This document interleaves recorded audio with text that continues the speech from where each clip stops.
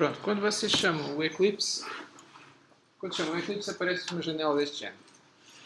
Isto é a tal diretoria onde vão ficar os projetos, aquilo que ele chama Workspace. E é importante conhecerem estes nomes do Eclipse. Não é? Estou a fazer para perceber o que é que ele está a falar.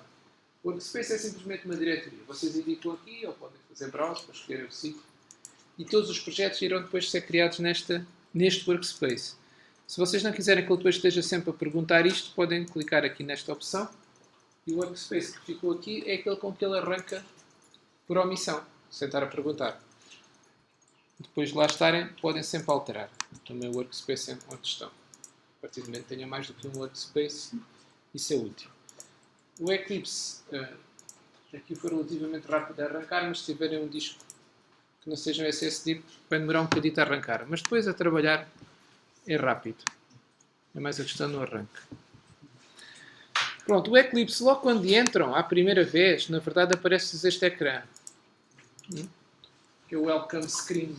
Ele tem aqui, basicamente, links para informação.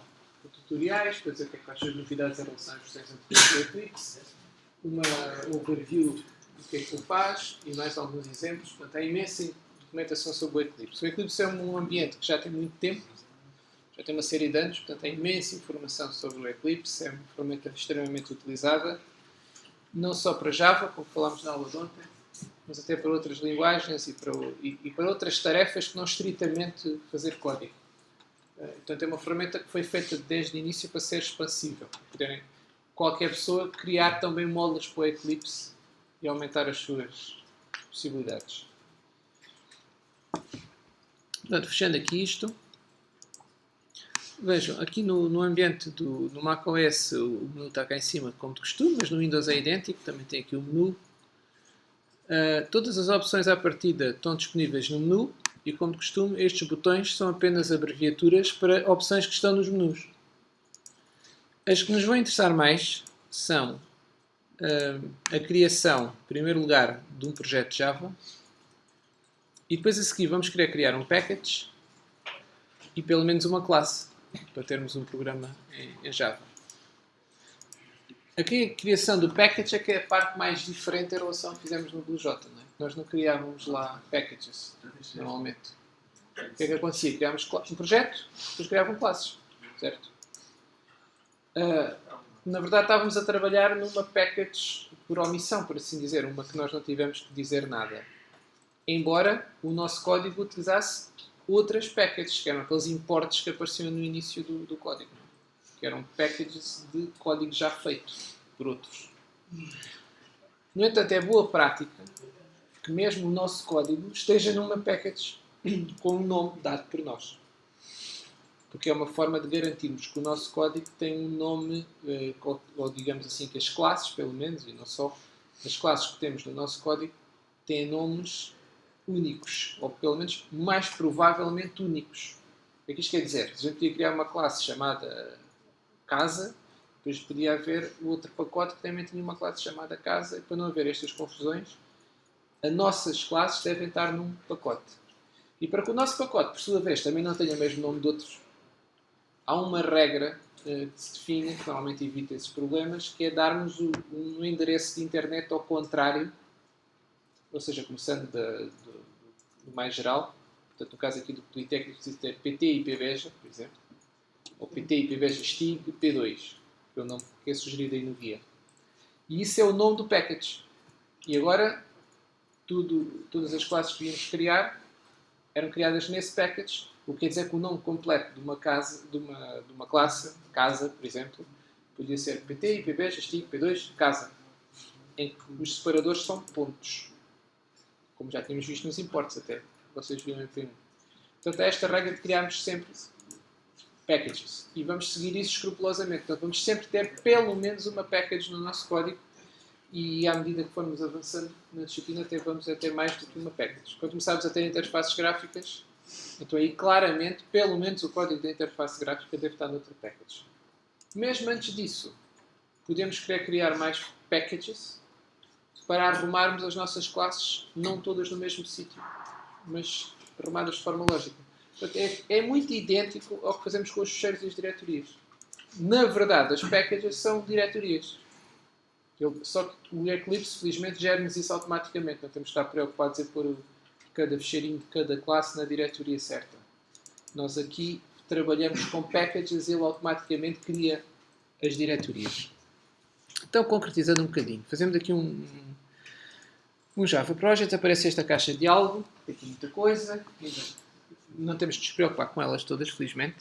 O nome que é sugerido no guia, eu vou chamar Recursion, que será o projeto que depois irá ter dentro aquele código para fazer o Sierpinski, aquele desenho progressivo. Vejam que ainda podiam fazer Next. Aqui podiam mudar a versão do compilador. À partida vamos usar 1.8. Não há razão para usarmos outro. E as outras coisas não temos que nos preocupar com elas. Ainda podíamos mudar a versão de execução. Podíamos mudar para este projeto. Mas isto não precisamos. Mesmo aqui o Next eu vou fazer, mas na verdade não precisamos nos preocupar com ele. Ele está aqui a mostrar o que é que vai fazer. Mas, à partida, podemos aqui fazer log finish. Não vamos precisar daquelas opções todas. E agora veja o que é que ele criou. Não criou muita coisa. Criou um src, que é na verdade uma diretoria. Incluiu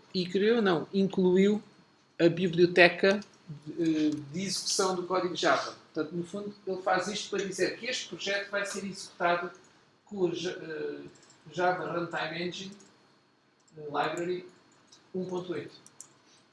E que lá dentro tem estes dados todos que não nos interessam, não é? Então, não nos interessa ver este dado todo, portanto podemos fechar. Isto aqui é de facto uma diretoria, um diretório, uma pasta, como quiserem, que ele criou automaticamente e onde é suposto nós colocarmos o código. Então nós podemos começar por clicar nessa pasta e dizer que queremos criar um package. E o package então, seguindo aquela lógica que eu falava há pouco, podia ser ptipbejas stig.p2. No caso do guia é capaz de sugerir lá outro nome. Vou aqui tentar lembrar qual é o nome.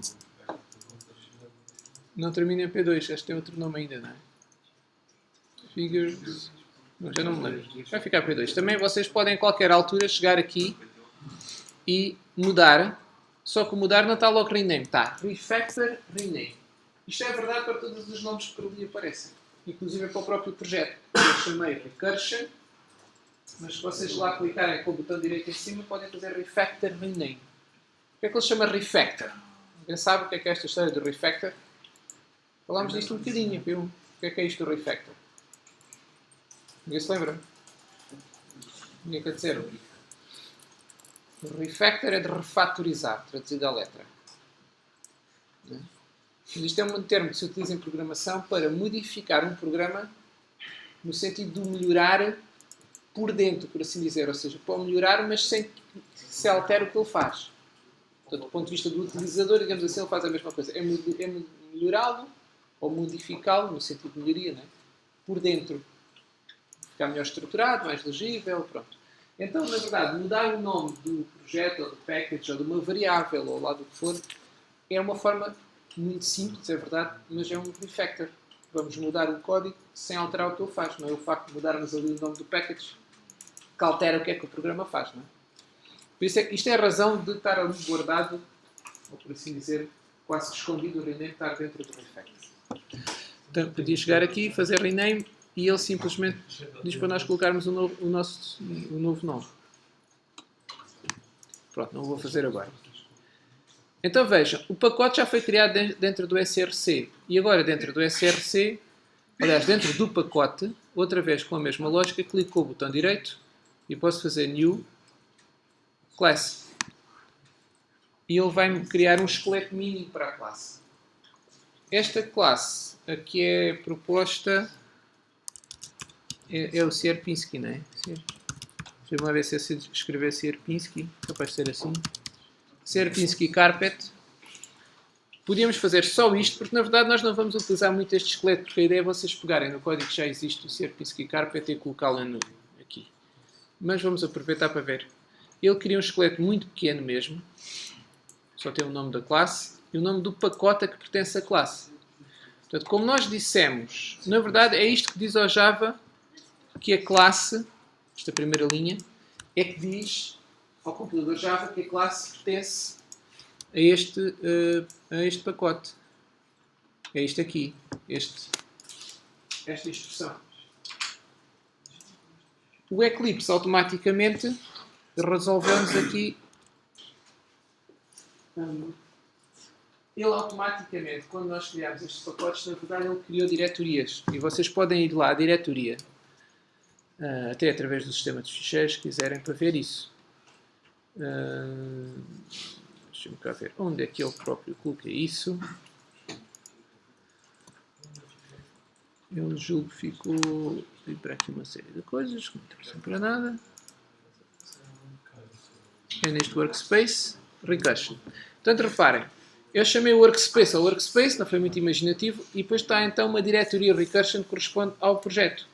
É este nome que está aqui também. Foi este nome aqui. Isso, se formos lá dentro ver, ele automaticamente criou logo esta.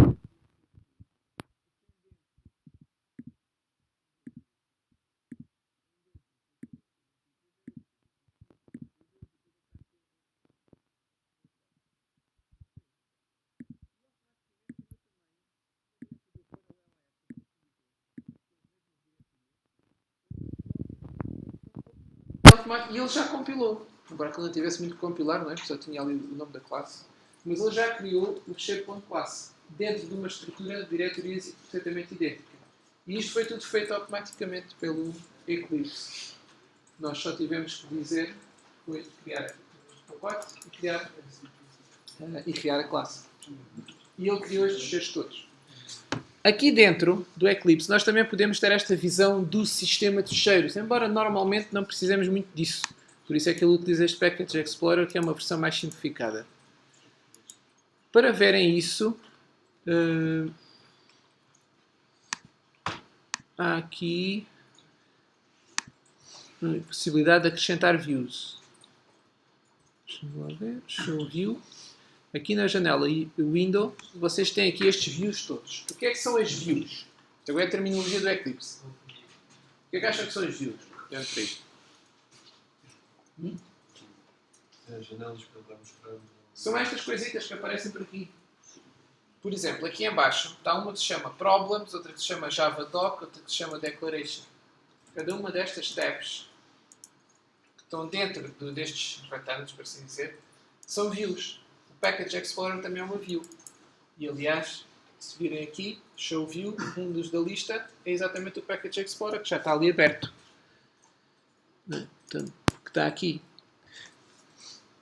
Há um outro, que é o Navigator, que veja que nem sequer tem shortcut, porque não é relativamente pouco usado, que na verdade é o sistema de fecheiros. Isto é a mesma coisa de estar a olhar ali para a janela do Explorer, ou do Finder, ou lá do que for. Tem aqui, isto aqui são mesmo as diretorias. Pronto, é exatamente a mesma coisa que tínhamos visto aqui com o Finder, não é? Aqui tem também estas coisas todas com os cheirinhos na ponta. E o que é que eu fiz? Acrescentei aqui um view, não é? Se eu não gostasse do view aqui, eu podia pegar nele e colocá-lo aqui. Portanto, isto é tudo configurável.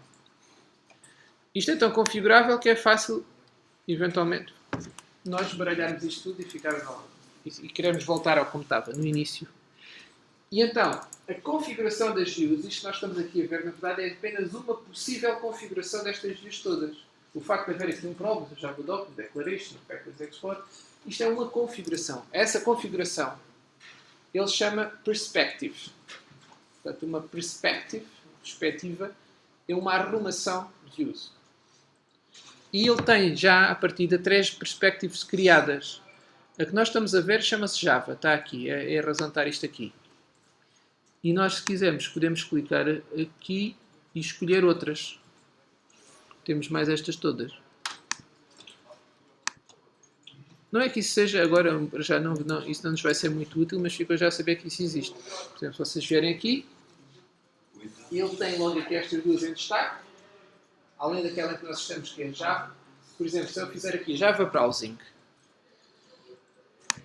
ele muda isto por este aspecto, que é suposto ser mais simpático para quando andamos a navegar no código, etc. Não gostarmos disto, vamos aqui, mudamos outra vez para Java, que é aquela onde estávamos no início. Tem outra, por exemplo, para debug. Quando estiverem em modo debug, tem esta com outra arrumação. Mas isto são apenas configurações já feitas. Ainda há mais. E podem, claro, modificar todas estas e provavelmente criar a vossa. Embora, na verdade, é algo que eu nunca fiz. O máximo que eu já fiz foi alterar alguma coisa nestas. Pronto. Aqui é onde vai abrir os fecheiros, já se viu, não é? E aqui são simplesmente outros sítios onde vocês podem colocar as views que vos agradar mais. A partir dele coloco esta do outline, que dá uma ideia do código. Quando tiverem ali o código é que se percebe melhor o que é que isto mostra. E aqui há de aparecer também mais o conjunto que vocês quiserem, basicamente. Tá? Alguma questão? Até aqui? Portanto, isto é assim o principal. Quando já tiverem código que faça alguma coisa, vocês podem vir aqui, clicar no botão e aqui onde está o Run As, que agora não aparece nada, senão Run Configuration, vai aparecer Run Applet ou Run Application, porque ele vai detectar automaticamente se este código que aqui está é executável. Ou como Applet, que é o caso daqueles códigos de programação 1, tem lá o Run, ou como o Application, que é algo que é falado mais à frente no guia, que é um código que tem lá uma função, uma classe, que tem lá uma função main, com determinadas características. Eu até vou avançar e vou mostrar-vos já isso, da função main. Se eu quiser, aqui nesta classe, que não tem nada, eu posso agora acrescentar alguns códigos. Ele tem aqui uma série de facilidades, não é? Isto é coisa que nunca mais acaba, na verdade. Acaba, eventualmente, a gente é que acaba por nós usar todas. Se tivermos aqui source, uma das coisas que nós podemos fazer é override implement methods. E isto tem interesse quando a nossa classe herda do outro, mas neste caso não está a herdar de nada, portanto só aparece para o object. Eu queria ver se ele tinha aqui para criar o main. Governance import, governance generate, getters and setters. Vamos depois usar isto bastante. O gerar construtores também é simpático. Este de gerar os construtores utilizando os fields, por exemplo. Agora mostro-vos isto. É um bocadinho extra concurso que não faz falta aqui. Mas imaginem que tinham isto. String name. Deve ser private, não é? E depois aqui um private int id. Pronto. Coisa qualquer. Vocês podem chegar aqui. Source, gerar construtores com os campos. Diziam que queriam um construtor para os dois e ele automaticamente cria isto. Eu tinha o cursor ali, ele criou o construtor ali, mas na verdade vamos querer pôr as funções as variáveis primeiro, os atributos. Não? Portanto, ele cria aquele construtor standard que tem aqui os parâmetros com o mesmo nome e depois faz thisName igual a name, thisID igual a id. Também chama o super, embora isto não seja estritamente necessário, só para ficar explícito. Eu queria criar era o main, mas agora não me estou neste momento a lembrar como é que ele cria automaticamente, mas vou ter que escrever mesmo. Ele aqui tem para criar métodos da classe, etc. Então, o main é um sítio por onde pode começar a ser executado um programa que não é um applet. Só que tem que ter então uma função que tem que ser pública, tem que ser void, tem que ser static, tem que se chamar main e ainda tem que ter estes parâmetros. Este parâmetro, aliás, que é um array de strings. O static, na verdade, é deste lado. Vejam como ele, aqui, já agora, saltei isto muito depressa, ele estava a assinalar um erro. Uma característica muito útil do Eclipse é que ele vai logo compilando, vai logo mostrando erros de sintaxe. E se clicarem aqui em cima deste sinal de que há um erro, ele dá sugestões de correção. Não quer dizer que acerte sempre, mas tenta corrigir.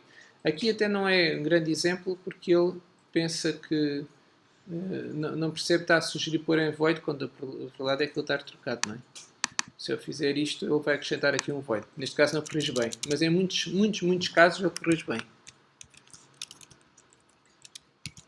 Vale a pena usar aquilo. Por exemplo, se vocês usarem uma função que ainda não está definida, uma das correções é ele dizer para definir, é sugerir definir a função e até cria logo o esqueleto da função que tem que ser definida.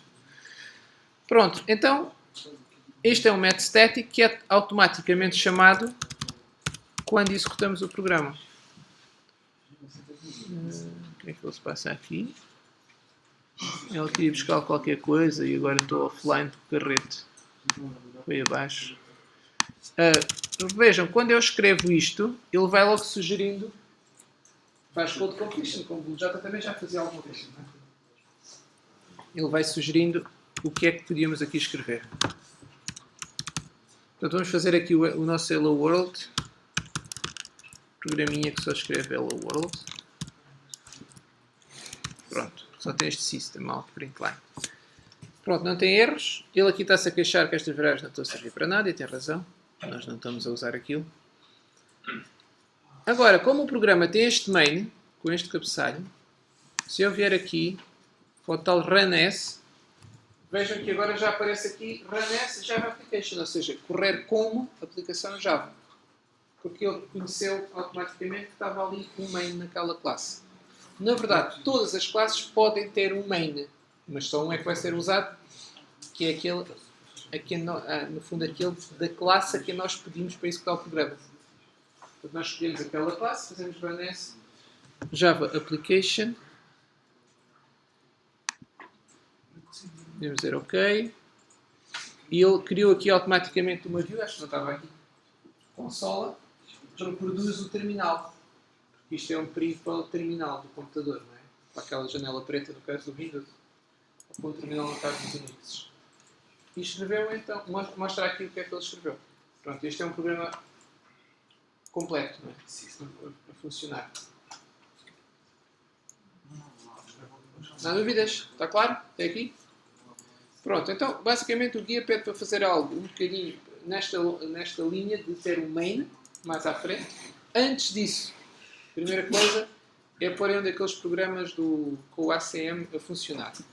E para isso, vocês podem selecionar o projeto, escolher Properties, que é o que isto está no guia também, e aqui no Java Build Path, tem aqui Libraries, e depois podem fazer Add External Jar, para acrescentar o ACM Jar, que é aquilo que no BlueJ vocês faziam, na verdade, colocando o jar lá na diretoria certa. E depois já não pensava mais nisso, não é? Aqui em cada projeto vocês têm que dizer o que é que o projeto precisa, e se precisarem do ACM jar, esta é a forma de acrescentarem um jar ao projeto. Uma delas.